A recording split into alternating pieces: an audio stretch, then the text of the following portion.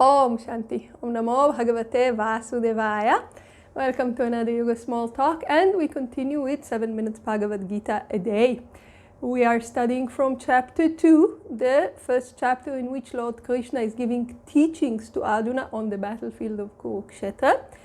And Arjuna was asking, after receiving some teachings, what a stage of steady wisdom is like. What a stage of steady wisdom walks like, talks like, what is he like?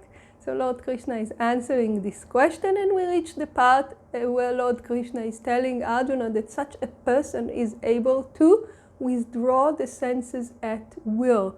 And Swami Shivananda tells us, for instance, such a person is able to sit for meditation in the busiest junction. He's just not disturbed by the commotion, by whatever it is that's going on there. He's not disturbed. The senses are withdrawn, and such a person can sit for perfect meditation. And this teaching is summarized in verse 61, saying, having restrained them all, he should sit steadfast, intent on me. So having restrained all the senses, he should sit steadfast, sit steady, intent on me, having God in mind. His wisdom is steady, whose senses are under control. So the stage of steady wisdom has the senses under control. But now what's happening? Lord Krishna is teaching Arjuna, and through Arjuna, of course, we said, all of us. And for us, they're talking to us about meditation in a busy junction. We're like, hey, even in my meditation room that is quiet, that is so very clean and peaceful and full of inspiration and incense and lights, everything is there, I can't focus. So what's happening to me? Why this is not working for me? And we said before in the previous talk that yes, we are not there yet, and the first thing we should do is to endure whatever is received by the senses. If the senses are sensing that this is pleasurable, endure, this shall pass. If the senses are sensing that this is unpleasant, endure, that too shall pass. So we reach this, but now Lord Krishna is giving Arjuna a little bit more of an insight to why this is happening to us. What's happening when the senses are not in control, and how further down this can take us. So here is the teaching, verse 62 of chapter 2, very, very beautiful teaching and well known. So let's start. 62. When a man thinks of the objects, attachment for them arises. From attachment, desire is born. From desire, anger arises. 63. From anger comes delusion. From delusion, loss of memory. From loss of memory, the destruction of discrimination. From the destruction of discrimination, he perishes.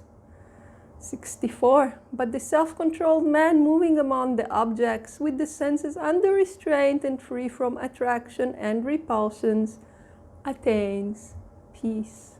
So when we are able to control the senses, we attain peace. But for those of us who are not able to control the senses, what's happening to us? This is the explanation here. When a man thinks of the object, Swami Shivananda tells us, when a man thinks of the beauty and pleasant and alluring features of the sense objects, he becomes attached to them. He regards them as something worthy of acquisition and possession, and hankers after them. So there is a very beautiful explanation given by Swami Krishnananda Saraswati of this part, saying, what does it mean when a man thinks of the object, right? Because We have the objects in mind. So why Lord Krishna tells us when a man thinks of the object? So Swami Shivananda is telling us he thinks of their attractions or, of course, their repulsion.